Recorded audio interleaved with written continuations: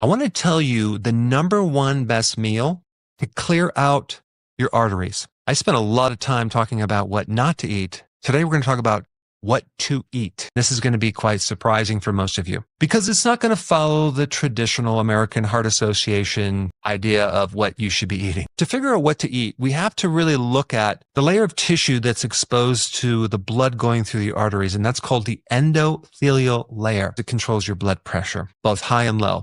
It also acts as a filter, especially as the blood vessels go through the kidney, because that's what the kidney is. It's a filter. It also does other things like preventing clots. It has an immune component. One other very unique thing about it is that the fuel that it prefers is actually glucose. Realize you don't have to consume glucose to feed it. Your body can very easily make glucose.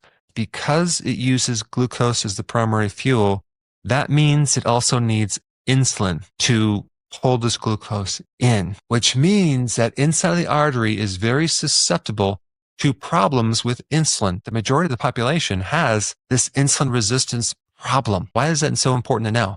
Because if you have an insulin deficiency, you're going to have a deficiency of fuel. How do you develop insulin resistance? By consuming things that increase insulin, and that would be the chronic consumption of carbohydrates, snacking. Both snacking too much and the consumption of too many carbohydrates creates a situation of insulin resistance. The next thing I want to talk about is nitric oxide. So nitric oxide relaxes the vessels. They help keep the arteries from becoming stiff. They really support that endothelial layer of the inside of the arteries. Vitamin D is another thing that triggers nitric oxide.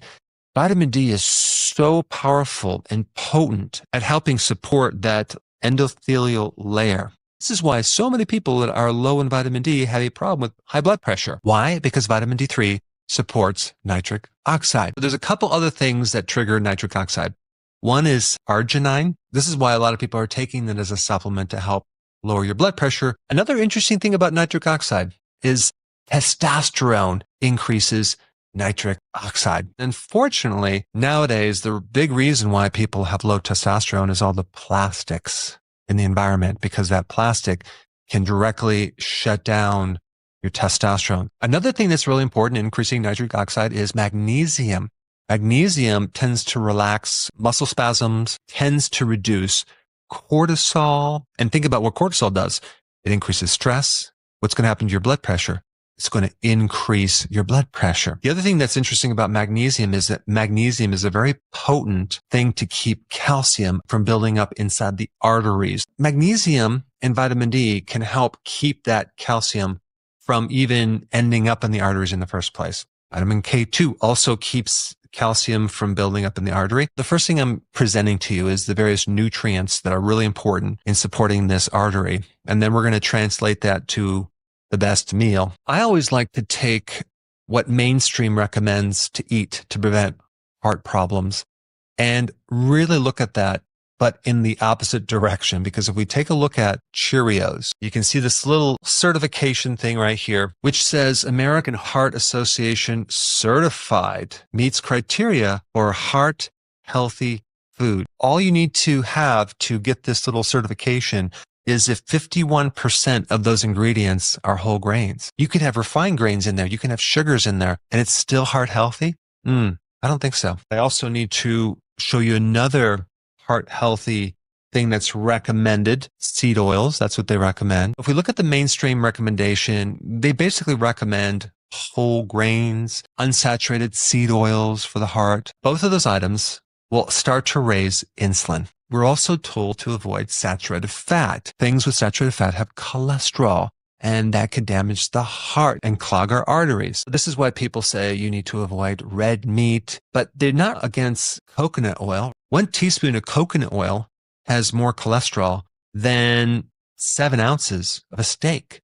But we're not against coconut oil, but we are against meat. There's a tremendous amount of false information in relationship to what's good for the heart. The statistics on heart disease are getting worse and worse and worse. What mainstream is recommending is not working. The best meal that you can eat to support a healthy artery, to help support a healthy heart. The first thing to know is we want to consume something that does not mess up our insulin. We're going to have to go low carb. Ketogenic is going to be best because with ketones, you can bypass this insulin resistance and feed that layer of the inside of the artery and make sure it gets enough fuel. The primary part of this meal is going to be red meat, the exact thing that they tell you not to eat. You can do a hamburger or something like that.